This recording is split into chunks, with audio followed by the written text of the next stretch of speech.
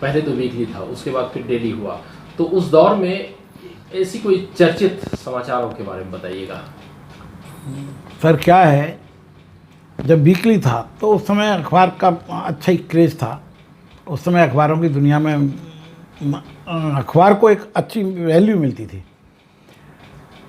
एक समाचार था नारायणपुर के विषय में, हम लोगों ने एक समाचार छापा उस समय साप्ताहिक में कि एक बैल जो होते, बैलों को फाइनेंस होता था और फाइनेंस होके उस पर टैग लगता था कान में। अब कुछ दिनों के बाद क्या होने लगा कि वो टैग जो हैं आने तो लगे और वहाँ पे जितने भी बैल होते थे कान कटे बैल मिलने लगे नारायणपुर में। तो उसका हंगामा हुआ, हल्ला हुआ कि ये कान कटे बैल।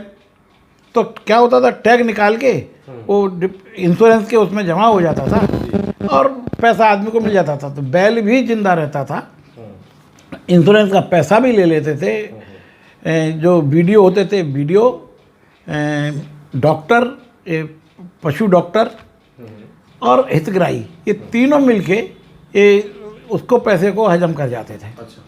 जब इसका ज़्यादा हल्ला हुआ उस इलाके में कान कटे बैल बहुत हो गए, अच्छा। तो उन्होंने एक नई स्कीम चालू की। वो स्कीम ये थी कि कुछ दिनों के बाद बैल गायब होने लगे। अच्छा। तो वो सारा काम जो है कागज़ों पे ही चलने लगा। फाइनेंस भी कागज़ों पे, मर भी जाते थे उस पर कागज़ों पे, पोस्टमार्टम भी हो जाता था कागज़ों पे। तो जब उसको लिखते थे, जब लोगों को मालूम पड़ा कि ये तो साला सब कुछ कागज़ों पे हो रहा है, तो इन्होंने पोस्टमार्टम को बंद कर दिया। अच्छा। एक नई स्कीम उन्होंने लाई कि वो उन बैलों को ना शेर खा जाते हैं। अच्छा। तो अधिकतम उस इलाके में शेर जो है बैलों को खाने लगे। अच्छा।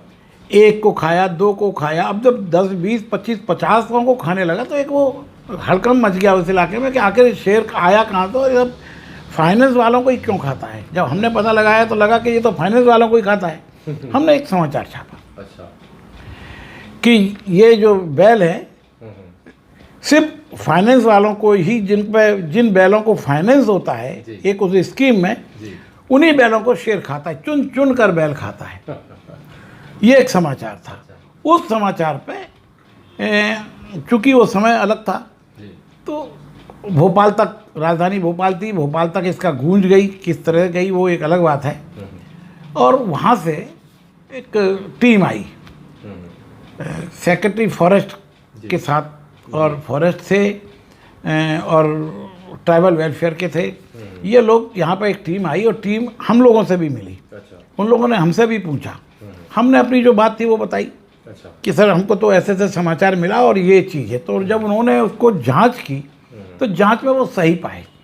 उस समय उन लोगों को उन्होंने जो उसमें जुड़े हुए थे पनिशमेंट भी किया।